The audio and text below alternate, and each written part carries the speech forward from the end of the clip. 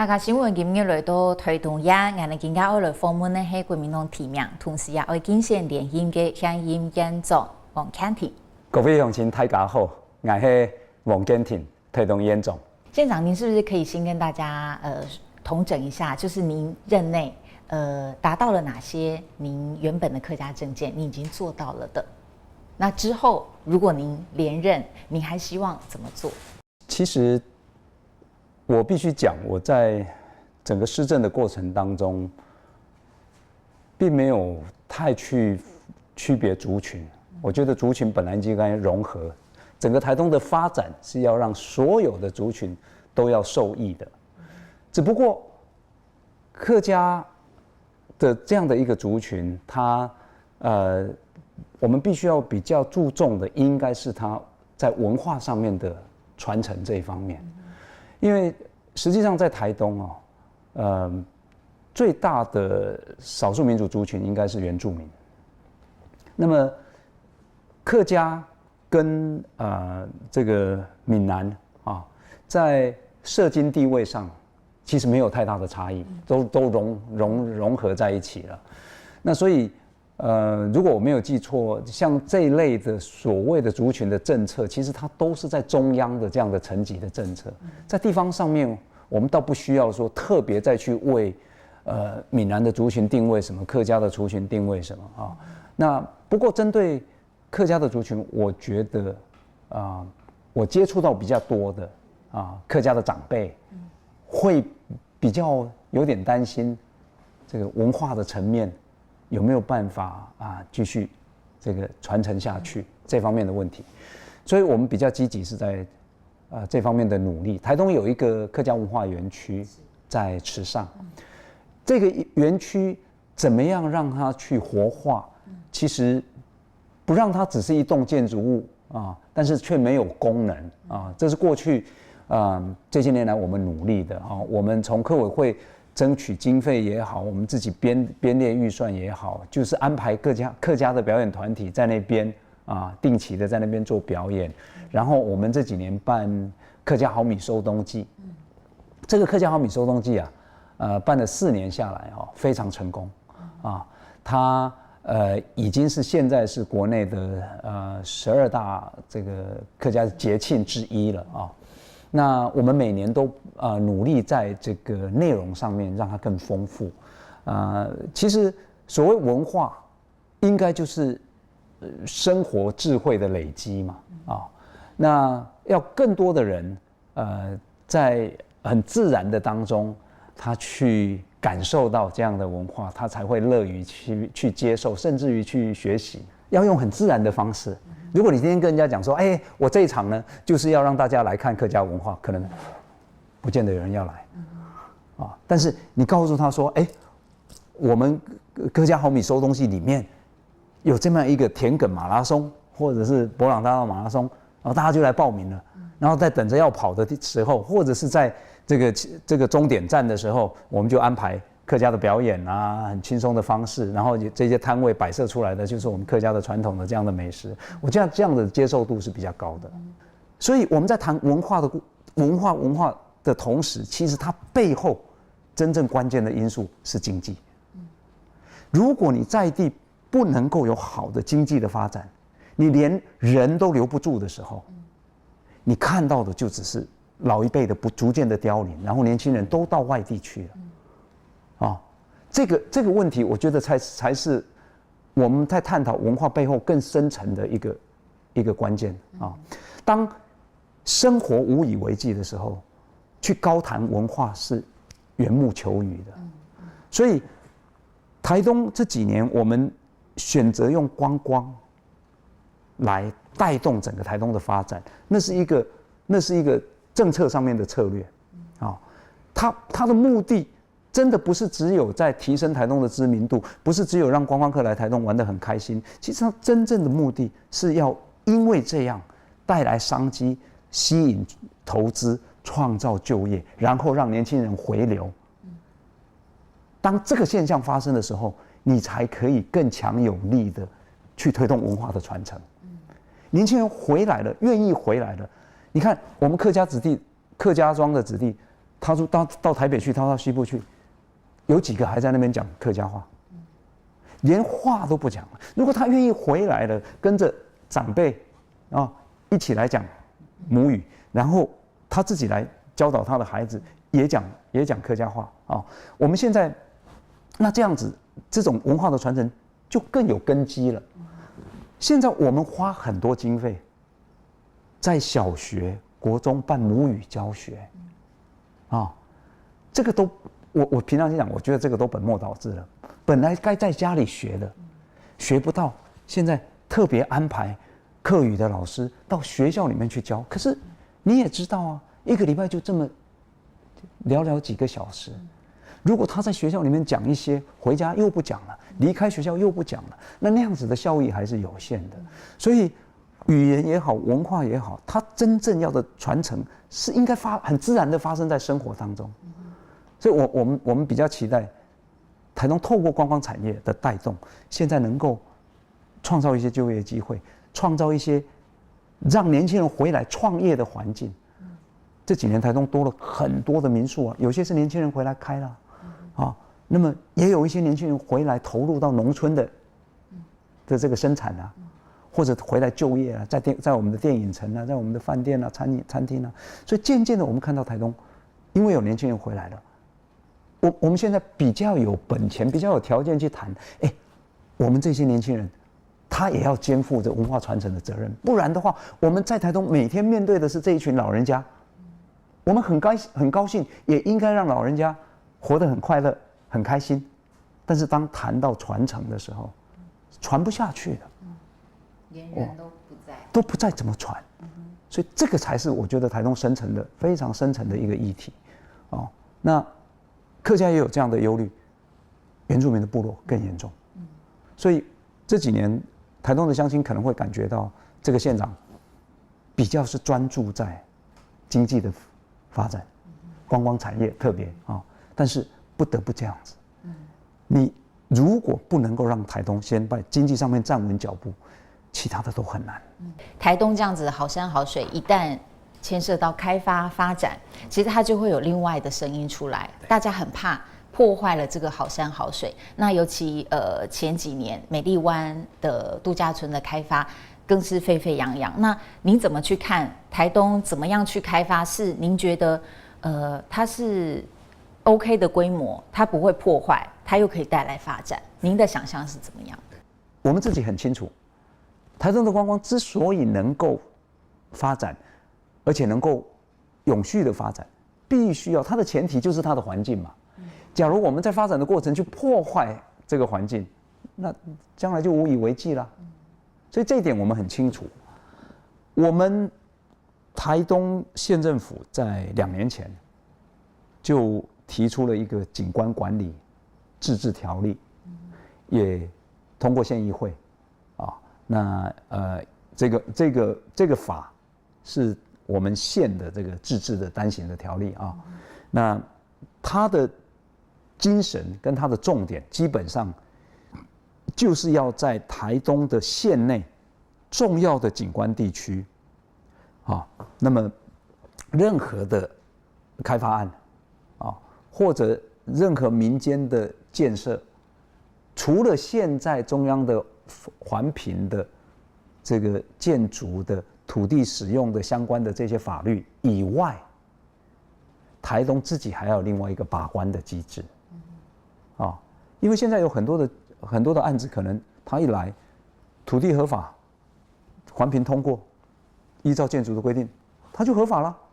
他要怎么做，你是合法的你也没有办法你阻止他。可是有了这个景观管理自治条例就不一样了，因为地方政府要核发建造或者是使照等等的时候，我们就有一个额外的规范。我们相信有这个条例的把关，将来台东的这个朝观光产业这个发展，会是比较有前瞻性，比较在管控的范围。我也不愿意几年之后回头一看，怎么台东满山满谷被盖得不成样子，我们也不希望看到。县长，那我很好奇，您刚刚解释很多，就是希望可以让民众可以比较安心对台东的开发。那如果是美丽湾的例子，它在这个条例里面是会通过的吗？美丽湾其实是一个很特别的个案啊。10年前台东县政府在把它推出来做旅馆的这个 BOT 之前，它本来就是一个海水浴场。在现在盖饭店的那个基地上面，本来就是有一些淋浴的设施啊、办公的场所啦，甚至于一些卖食品的啦，卖一些，这本来就是有一些建筑物在上面。只是当时的县长，当时县政府觉得说可以让它效益更大啊，所以去就那样的一个空间委给民间来做经营啊，当时去盖了啊。那可是其实我会觉得啦，国外也很多这种饭店是盖在海边，还在海滩上的啊。那在当时这个案子推动的时候，如果那个时候有这么多反对的声音，也许当时的政府就不会这样去做了。今天来谈这个问题，已经不是我赞成或反对了，已经在那里了，老早已经盖好，几年前都已经盖好在那里了。所以今天来看这个问题的时候，角度是不一样的啊，已经盖好了，县政府跟人家签的合约啊，那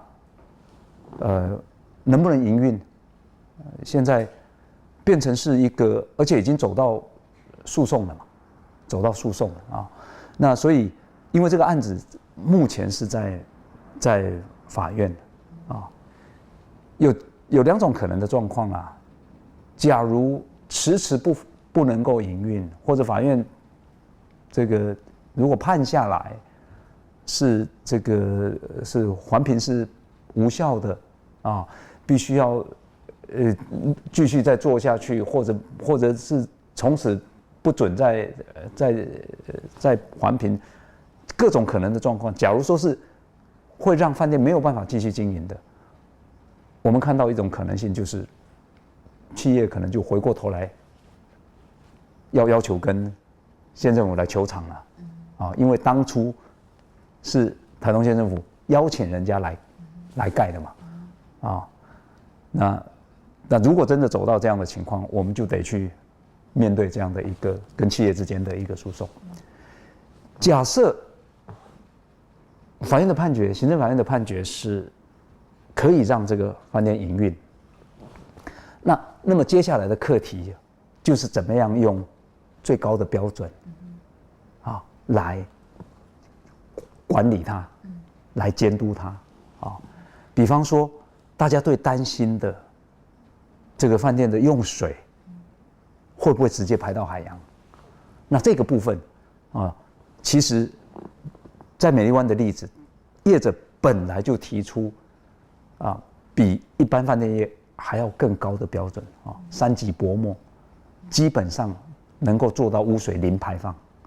所有房间的污水全部收集起来，重新啊再使用啊，过滤，有的再使用，有的可以拿去浇花什么等等的啊。那像这种的，就是我觉得反而可以做成一个典范啊。你看我饭店业可以在污水处理上面管控到这种程度啊，不会去直接去破坏到海洋。整个台湾，我们现在在海岸线的这些，其实这个污水直接排入海洋这个问题啊，岂止是美丽湾，美丽湾都还没开始营运呢。那一旁更多其他的民宿啦这些啊，那个真的我们如果要关心环境的议题，那个才是更重要的议题。那些反而没有人在管，但是那些的水都怎么样排到海洋去啊？台东县政府的立场，一方面我们要依法，一方面我们要顾到整个台东的最大的权益，台东未来发展最大的权益。第三个，我们对环境保护的信心是非常坚定的。您有把握台东不会变下一个清境或知本？哦，我们不可能让台东变成那个样子啊！台东其实能用的地也已经差不多到顶了啦。现在很多人想来，但是已经没有土地可以让他来了啊！因为我们台东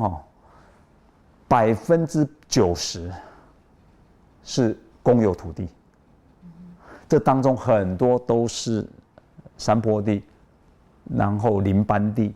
啊，都没有办法开发的。所以其实我们能够开发的是非常有限。你说像美丽湾那样子，整个海边哪里还有其他的这个更多的那个空间可以开发？其实是很有限的啊，不可能走成那个样子。你说整个176公里的海岸线，美丽湾大概200公尺吧，但是有一点被扩大到说哇，东海岸整个不见了什么，那真的是夸张跟离谱了啊。那不过，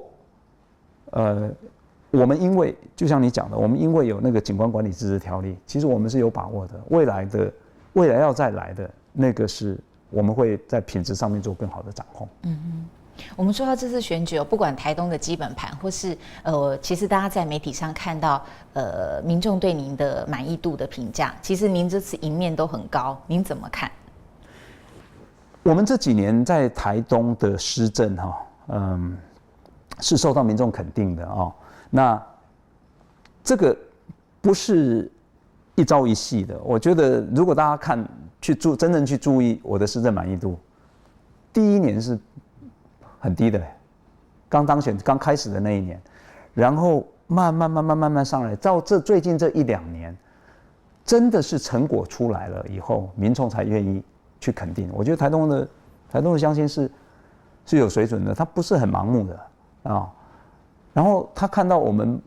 不管在观光上面的发展，不管在基础建设上面，我们最近推动全县的 WiFi 免费 WiFi， 市区的公车、电影城啊，以前台东连看电影的地方都没有啊，这些都来了，然后就业机会都出现了。以前台东最欠缺的就是就业机会，现在反而是很多的就业机会找不到人来做哦，像这些都是实际上感受得到的，所以我们的施政满意度在各家的媒体在做的大概都蛮一致的哦，可能都有70%以上啊，全国排名大概都在前5名。但是选举是选举，选举你要面对的就是高的满意度，高的施政满意度是不是等同高的得票率啊？在这个地方就有几个因素了嘛，有些是政党的意识形态，对不对？你做的不错，可是我就不是你这一党的，我就怎么样做的再好我都不给你，有没有这种选民？有啊，然后选举的时候就有很多的这个，你知道我们的选举文化嘛，乱七八糟的话什么都会有啊，恶意去攻坚的、抹黑的这种都会有，那就要考验民众，是不是他自己有那个判断是非的能力？那不管怎么样，我们都会很认真的去面对这个选战的考验。我自己这次选举已经是第6次了，所以选举对我来讲也是也不是陌生的事情，这些我都了解。不过这一次很不一样，这一次是因为是现任的县长，每天都还在上班。你看这几天在议会然后要到议会，然后回来以后要批公文，要主持很多的会议，要听很多的业务的简报，然后还要接受专访，然后很多的这个拜访的行程等等，我就只能利用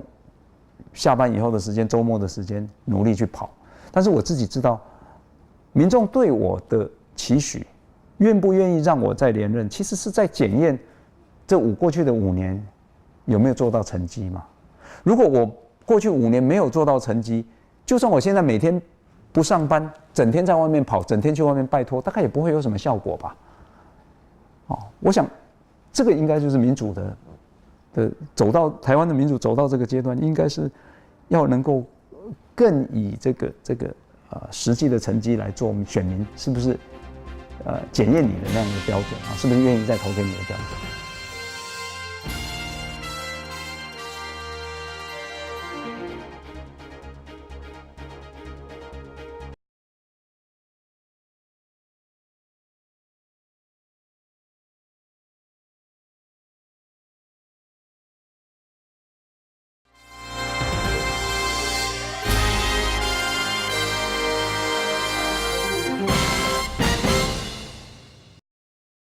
要拜客家新闻来到推动业，我们访问的是第四摆长线民进党提名的刘秀华参选您好。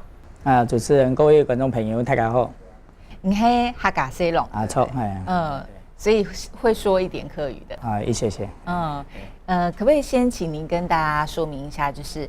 其实台东的客家聚落比较集中，大概就是在池上、关山、鹿野这边。那其实这3个地方也是非常有特色的台东的乡镇。那未来如果您当选县长，您对这边或者说不只是这3个地区客家政策，您的想象是什么？假使讲我当选台东县县长吼，我感觉客家文化係對台東縣來講，迄個非常寶貴的一個資產啦，吼。我感覺客家文化的發揚速賢，客家語言呢在被很活潑的使用，是一個非常重要的一點吼。因為無客家話就做得講無客家文化啦，無客家人吼。我感覺客家話的也幾十年來漸漸的一直在。我坦白講，我是看到那個憂慮了，是在消失當中譬如講，不過這一點我也自己覺得蠻慚愧。比如說我客家聲咯，不過我聲音唔會講客家話因為冇客家話的環境啦那所以我認為如果假設講我當選台東縣縣長我不只說在學校有1、2堂的這樣的母語教學。我們期待，特別是在關山、鹿野、池上地區能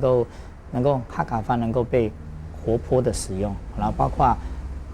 客家的音樂這樣的文化能夠被活潑的使用我覺得那個是最重要的一點如果不去力挽狂瀾，我必須用這樣子講。那坦白講，以後我們研究客家文化可能就只能在歷史上去研究了，它也許會從我們這塊土地上會消失不見，其實有危機的。它最難的一點是，其實我們也很常討論到，就是家裡有講，家庭有說，其實你學校就不用教，政府也不用做什麼。那現在是環境越來越消失，政府希望可以再多做些什麼，但常常成效其實不彰。那您覺得縣政府可以多做些什麼，讓家長願意跟小孩子說嗎？我覺得當然首先縣政府要重視牙醫問題了所以現在縣政府在民國92、93年的時候已經成立一個客家事務科但是我覺得那個人力或者是經費的編列還不夠因為你政府要重視這一塊，一定是要從錢從人要來加碼，你才可以顯現出你的重視嘛也才有辦法去真正的去做一些事情。那我認為這特別是現在，因為當然客家鄉親不只是在鹿野、關山池上地區台東是馬油但是總是在縱谷地區，它是比較集中的地方那我認為，比如說我們現在有客家文化園區但是應該它能夠被活潑的使用。如果我當選台東縣縣長我認為應該結合地方的客家的社團讓客家的社團不只是在重要的節日辦一些客家的活動而已，他在平日也應該更獎勵他的客家的話能夠客家語言、客家文化能夠被活潑的使用比如說每個月應該有，甚至每週應該有一個客家語日客家語日，讓我們所辦的活動，甚至在公部門或在社團裡面，大家都是使用客家話的讓那個環境是可以被塑造出來的每週一次或者一開始每個月一次也是 OK 那我覺得這個是應該我們現在缺的不是這些硬體，我們缺的是政府要去重視，然後推動這些相關的客家文化的軟體建設除了語言之外，其實我們常常報道到很多鄉親，當然最關心就是他們的生活生計，所以當然也很多縣市會希望把客家文化跟產業結合。那這個部分您有什麼想法？我們看到縱谷地區有許多的鄉親社團，他們已經在着力這一點比如說關山的新埔社區它結合了客家的这个客家人的勤俭，还有客家人在腌制品上的一些这样的才能啊，所以他们有个萝卜鸡啊等等这些，然后创造一些客家的美食。那当我们看到，那政府应该更大的来无论是从行销或者是从包装来协助社区把这一部分的产业能够提升。你讲的没有错了，除了我们现在面对，特别是在客家社区里面，产业是一个很大的问题啊，特别是年轻人他没有办法留在自己的家乡，这是一个很大的问题。所以我认为应该从这方面去做。另外政府也应该去做一个，就是我觉得影像的保留是重要的，影像的记录是重要的。大家可以想想看，因为客家乡亲来台东的移民史应该有少说有如果比较集体的移民的历史，应该有70-80年以上，甚至更久，在中国地区。那如果说我们有一个完整的影像的记录的话，我相信那个对客家文化的传承，甚至我们讲务实一点来讲，那对客家产业能够产生吸引力来讲，如果我们有一个完整的影像的记录，那对游客来讲，它也是一个很大的吸引力。那但是以前我们可能因为经济问题，或是没有其他的重视，这方面做的比较少。但是现在我们有些地方的有识之士一直在做这些影音的保留、影像的保留。比如说在鹿野的影像工作者韩比峰先生，他也一直长期投入，跟客家电视台有配合，一直长期做这些影像的保留。那我认为县政府应该要更要跑在客委会的前面因为他县政府是第一线嘛，真正最了解台东的整个状况。那客委会也许扮演是一个经费的赞助或资源，但是县政府更应该重视这一块。我们是跟时间赛跑了，我认为是跟时间赛跑，不然这个在这样的文化消失的速度，也许会比我们想象中更快。您指县政府可以再多出些经费人力来帮助在地的民众去记录，比如我刚刚讲那些影像的保留，受着影像的这样的记录，或者是说我们跟社区的这样的产业的结合，像这样就是其实应该是软体的这些我们现在不一定要去盖一个新的建筑物或新的卖场，反正那个软体的建设是重要的。那当然县政府首先你要表现出你重视这一块，那当然就是在客家事务课里面的人员，还有包括它的经费是要提高的嘛。客家以外，刚刚其实你也稍微有提到，就是产业的部分。其实尤其客家乡亲，或者说整个台东，其实很重要是农业跟观光这两个。那亚利用的部分，你刚不讲推动亚哈有嘛个清主要的问题，应该会解决的。希望你对于推动农业和观光业被上很用。我刚过台东的农业首先因为台东受限于地形面积的限制，我们没有办法做大面积的耕种比如说我们台东的事实上主要的叶菜类还是从外地来，因为我们没有办法大面积的耕种，所以我认为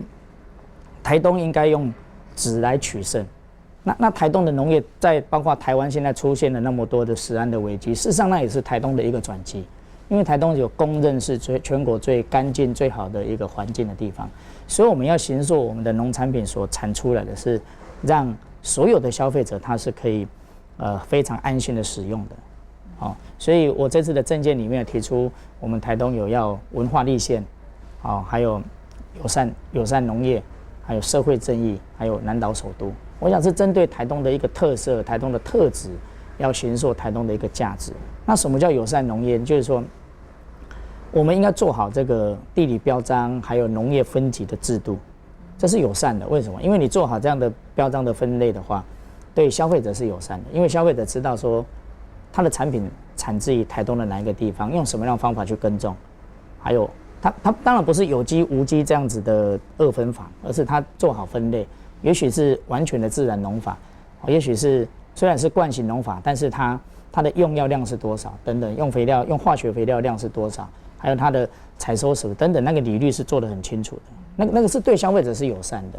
然后第二个，它对土地也是友善的，因为它耕作的方式，它会采取对土地友善的方式。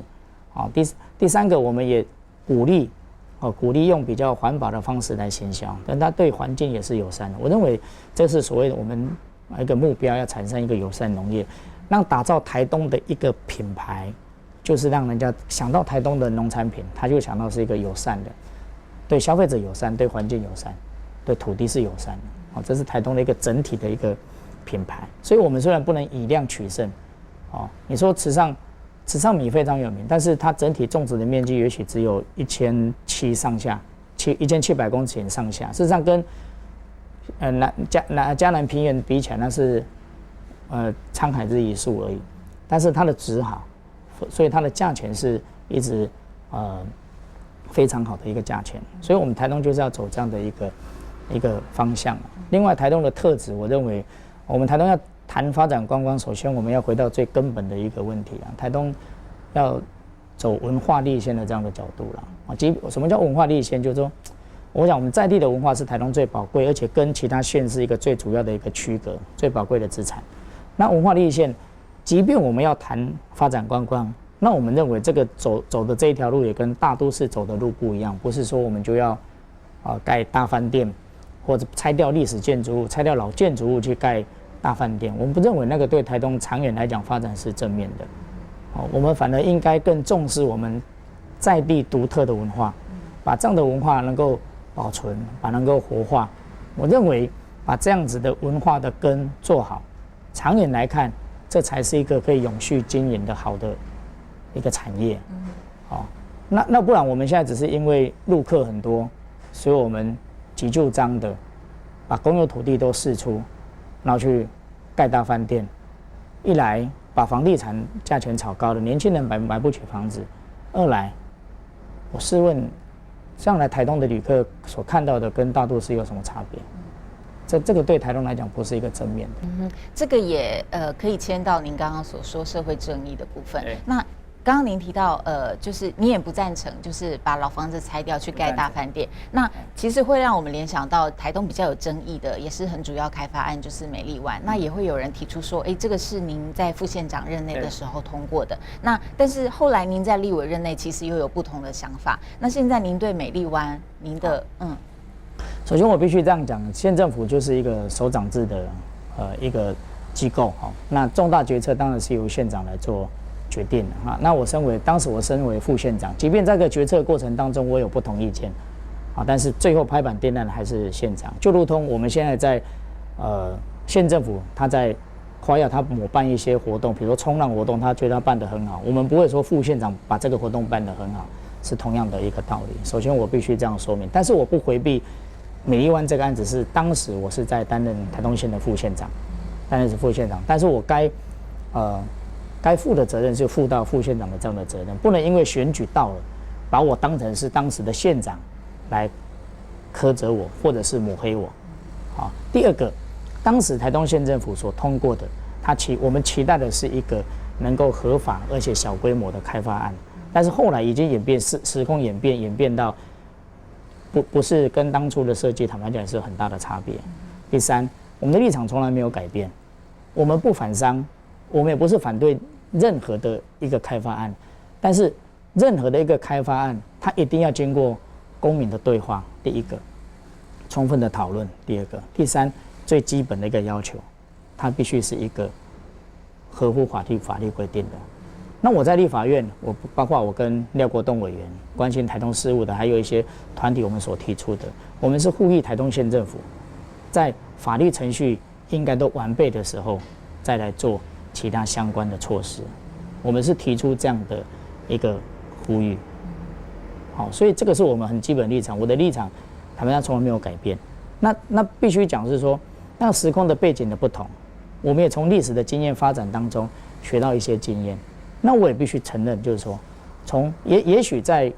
10年前的10年前的刘兆豪，也跟现在的台东县政府一样，认为开发就是带来是我们的幸福，认为把土地给 BOT 给财团50年，对台东来讲就是一个正面的。也许以前我们真的是有这样的想法，但是经过这10年来的历练，经过这10年来更了解这块土地的发展，经过这10年来我们看到一些经验之后，我们有许多的损失，这无关乎政治，而是关系到我们台东这块土地的发展。我们认为我们是用一种负责任的态度来看待这个问题，所以相同的道理，我们才在台东县政府在今年3月初用非常粗暴的方法拆掉台东的一个50几年的历史建筑物东东馆，我们才会出来极力的反对，也是基于这样的道理，因为他完全没有经过公民的对话，而且他第二个他拆掉历史建筑物去盖一个现代化的10层楼高的大饭店，我们不认为那个是带来台东一个正面的发展。第三，难道台东从以前的经验还学得不够多吗？我们讲到这次选举哦，就是其实刚刚也提到，您是第4次争取台东县长。那其实上次选您输掉的票数其实也不是太多，5000多票。那这一次在纵谷区，其实之前您拿到的票还不少哦。那其实我们也有听到一个就是反应是说，台东鹿野的热气球办得很不错，当地乡亲可能觉得还蛮支持的。那这些比较重大的活动的举办，它的确带来了一些钱潮、人潮。那当然现任有现任的优势，那您怎么来看？我认为，当然第一个活动是有延续性的啦。如果我当选台东县县长，那现任的黄县长所做的受肯定的，或是大家支持的政策，那当然是有延续性的。我当然也不会因为人改变，然后我就去改变它，我反而会把它做得更好。好，那第二个，事实上我们也听到，你刚讲的纵谷地区对热气球的一些反应啊等等，事实上我们不会演它真的是带来许多的人潮，但是我们也听到更多对它有反思的声音，反思的声音。台东县政府花了相当高的一个经费，光审计师讲就是说看得到的就1亿3000多万，那对台东来讲是一个很大的一个数字。那我们期待第一个花那么多钱，我们期待我们会期待它有更往上提升的一个空间。第二个花那么多钱，当然对其他的活动或其他的政府应该做的事情，当然是有一个排挤的效用。排挤的一个可能性所以我们更应该重视到第一个这笔钱有没有被更妥善的使用。第二个，我们更注重一个公平的一个原则的一个问题，让政府每一笔钱它都会被公平的善待，这个是重要的。那我们也去审视我们政府所做的每一笔经费是不是有一种太铺张浪费，我想这也是政府应该要去做的。对，那至于我的选情的部分，我想11月29号才是选民最后的一个决定那我们当然挑战一个现任有那么多庞大资源的首长来讲，当然是一个我们从来不敢说这是一种轻松的挑战，当然是非常有挑战性很高的一场选举但是我们也非常感谢，因为很多乡亲也非常肯定我们的服务的团队，因为大家看到，如果说大家有许多的乡亲跟我反映说，如果台东的选举，其实5年前我们参选那个差距只有5000票，他就说很多乡亲说，如果每一次的台东选举的县长选举都能如此的激烈，无论谁当选，对台东来讲都是一种正面的。因为大家想看看我们现在所看到的一些，也许基础建设有一些进步的话，坦白讲，那个是已经晚了30年的事情。大家可以反思这个问题这几十年来，我们不就是最忠诚的支持某一个特定的政党吗？那为什么这30-40年来，台东的铁路没有双轨化，电气化也慢了40年才做好，但是做好之后，我们又买不到柏油马车票，这不是很吊诡吗？我们那么支持，但是我们基础建设却落后了40年。反而是这几年我们政治板块产生改变之后，突然间中央开始看见台东的需求。如果这样子的良性的竞争能够提早30年、提早40年，那我们现在所经历的那种悲情，也许可以早一天结束。